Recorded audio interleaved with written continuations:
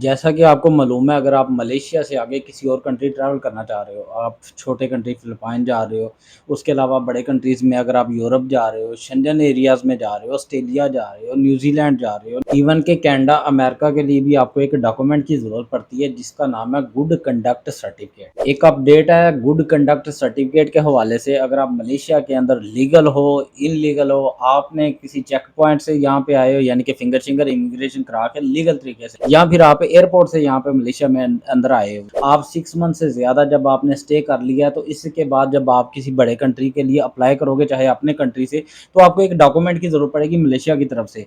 उसका नाम है जी गुड कंडक्ट सर्टिफिकेट। दिल करता है लगा लें, दिल करता है ना लगाएं। अगर नहीं लगाएंगे तो वो इस डॉक्यूमेंट की बेस के ऊपर आपका वीज़ा रिजेक्ट कर सकते हैं। अब यहाँ पे बात ये होती है कि कौन कौन से कंट्रीज हैं जिसके लिए डिमांड है। अगर मलेशिया के अंदर ऑलरेडी मौजूद हो तो छोटा कंट्री है जिसमें फिलिपाइन है, उस वहाँ पे वीज़ा लेने के लिए आपको मसली ये डॉक्यूमेंट की ज़रूरत है। अब बात आती है कि कौन कौन से कंट्रीज़ के लिए ये अप्लाई किया जाता है। अगर मलेशिया के अंदर ऑलरेडी मौजूद हो तो छोटा सबसे जो कंट्री है वो फिलिपाइन है, उसके लिए आपको इस डॉक्यूमेंट की ज़रूरत पड़ेगी। इस डॉक्यूमेंट के बगैर वो वीज़ा नहीं देते। अब बात आ जाती है बड़े कंट्रीज़ में, आपने ऑस्ट्रेलिया का वीज़ा अप्लाई करना है, आपने शेंजन कंट्रीज़ का वीज़ा अप्लाई करना है, आपने उसके अलावा यूरोप के लिए, उसके अलावा कनाडा, अमेरिका के लिए, कहीं भी भाई इन सब के लिए गुड कंडक्ट सर्टिफिकेट साथ लगाना होगा। हमारे अक्सर सब्सक्राइबर वो जो कि बड़े कंट्रीज में बैठे हुए हैं, कनाडा में बैठे हुए हैं, यूके में बैठे हुए हैं, इस तरह की कंट्रीज या ऑस्ट्रेलिया में बैठे हुए हैं, और वहाँ पे जब उन्होंने अपना पीआर अप्लाई किया तो उन्होंने अप्लाई कहा जी आप मलेशिया से अपना गुड कंडक्ट सर्टिफिकेट मंगवाएं, वो हमें दें, हम चेक करना चाह रहे हैं आपका रिकॉर्ड वहाँ पे ठीक था कि नहीं।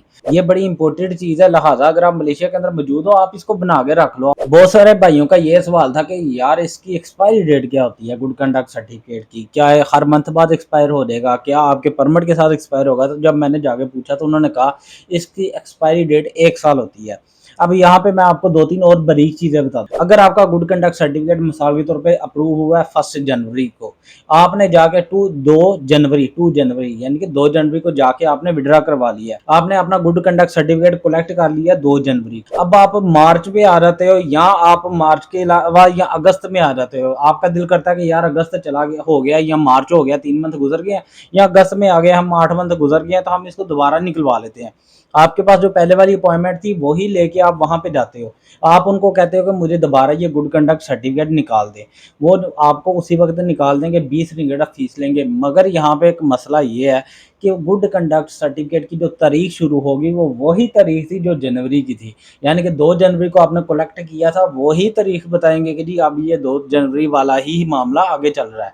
यानी कि जो 2 जनवरी को आपने कलेक्ट किया था वो यही लिखेंगे कि जी 2 जनवरी को ही इसकी स्टार्टिंग डेट है। ये नहीं लिखेंगे कि आपने दोबारा जाके अगस्त में निकलवा लिया तो अगस्त से स्टार्ट हो रहा है, ऐसा नहीं है। अब मैं यहाँ पे एक और बात आपको बता दूं, अगर आप कहते हो कि यार फिर निकलवाने का क्या फायदा, अब निकलवाने का वही फीस है जो पहली दफा आपने 20 रिंगट दी थी, इस दफा भी 20 रिंगट ही पैसे पे करने हैं आपने। और यहाँ पे एक और मैं आपको पॉइंट की बात बता दूं, जब आपने गुड कंडक्ट सर्टिफिकेट के लिए वहां पे फीस अदा करनी है तो फीस भाई कैश नहीं लेते, वो भाई एटीएम से देनी पड़ती है, मतलब कि ऑनलाइन ट्रांजेक्शन करनी पड़ती है। आप ऑनलाइन, आपके पास कोई भी कार्ड है उससे आप इंस्टा पे के कार्ड से या आपके बैंक अकाउंट के कोई भी कार्ड है उससे आप पैसे अदा कर सकते हो। अभी यहाँ पे एक और पॉइंट है, आप कहते हो कि यार दोबारा निकलवाने की क्या जरूरत है, जब एक दफा निकलवा लिया तो फिर 6 मंथ बाद दोबारा निकालने का कोई फायदा नहीं है, क्योंकि उसकी तो इशू डेट वही है जो 1 जनवरी या 2 जनवरी थी। मैं जैसे एग्जांपल से स्टार्ट कर रहा हूँ बात को, तो उसका फायदा दोबारा निकालने का सिर्फ यही है कि अगर आपके पास ये गुम हो जाता है, अगर किसी एम्बेसी को बाय चांस आप दे देते हो ओरिजिनल, अगर किसी जगह पे आप इसको दे देते हो ओरिजिनल और आपको फिर दोबारा चाहिए किसी और कंट्री के लिए, तो फिर आप दोबारा निकलवा सकते हो, ये इसका बेनिफिट है। यहाँ पे एक और बात, अगर आप चाह रहे हो कि इसकी इशू डेट जनवरी की बजाय किसी और मंथ की हो, यानी कि आपने किसी और कंट्री के लिए अप्लाई करना चाह रहे हो और आप चाह रहे हो कि इसको फ्रेश दें, आप चाह रहे हो कि मिसाल के तौर पर अगस्त में अप्लाई करना चाह रहे हो किसी और कंट्री के लिए, और आप चाह रहे हो कि इसकी इशू डेट अगस्त वाली ही हो, तो अगस्त से 1 मंथ पहले इस एप्लीकेशन को दोबारा अप्लाई कर लो। वही प्रोसेस है जिस तरह आपने पहले अप्लाई किया हुआ था, दोबारा इसको अप्लाई कर दो। अप्लाई करने के बाद ये अप्रूव हो जाएगा अगस्त में। अगस्त में जब आप निकलवाने जाओगे वहां पे तो इसकी इशू डेट अगस्त वाली ही होगी। गुड कंडक्ट सर्टिफिकेट को 1 साल के लिए आप इस्तेमाल कर सकते हो किसी भी कंट्री के लिए। टेक्निकली देखा जाए तो इस सर्टिफिकेट की मियाद उसी वक्त खत्म हो जाती है, चाहे अल्लाह ना करे अगले दिन आपके ऊपर कोई रिपोर्ट हो जाती है या कोई क्राइम हो जाता है, तो इसकी मियाद तो अगले दिन ही खत्म हो गई। मगर ये बनाया गया बेसिकली फॉरनर के लिए कि इनका जी करैक्टर ठीक है, बेहतरीन है करैक्टर, इसके लिए इशू किया जाता है ताकि आप किसी और कंट्री वगैरह के लिए भी वीज़ा शीज़ा अप्लाई करो, जॉब अप्लाई करो तो आपको कोई मसला ना आए। इसलिए इसकी जो मियाद है गवर्नमेंट ने रखी हुई है वो 1 साल है। और बात आ गई इसके अप्रूव होने के टाइम की। अप्रूव पहले हो जाता था 7 दिन के अंदर, अब 7 दिन से लेके 27-28 दिन के अंदर अप्रूव होता है।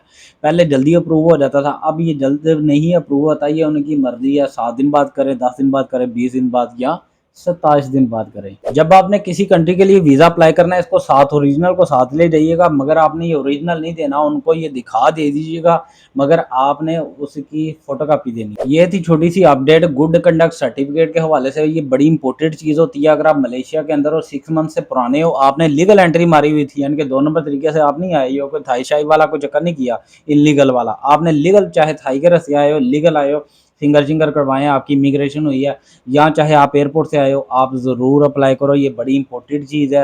आप किसी भी कंट्री में दोबारा आप अप्लाई करोगे तो उसके लिए आपको ज़रूरत है बड़े कंट्री में। इवन कि आपने को वीज़ा भी मिल गया है, आपने इसके बगैर वीज़ा भी ले लिया, जब आप वहाँ पे पीआर अप्लाई करोगे, आपको नेशनैलिटी के लिए अप्लाई करोगे या डॉक्यूमेंटेशन के लिए, या अपना पासपोर्ट वहाँ उन कंट्री का पासपोर्ट लेने के लिए अप्लाई करोगे, तो इस डॉक्यूमेंट की वहाँ पे आपको ज़रूरत पड़ेगी। हमारे बहुत सारे सब्सक्राइबर ये गलती कर चुके हुए हैं, कुछ इंडिया में है, कुछ कनाडा में है, कुछ ऑस्ट्रेलिया में, कुछ दूसरे कंट्रीज़ में, और मुझसे वो ये मांगते रहते हैं ये डॉक्यूमेंट्स, और इनको अरेंज करना पड़ता है और फिर जाके उनको पोस्ट भी करना पड़ता है।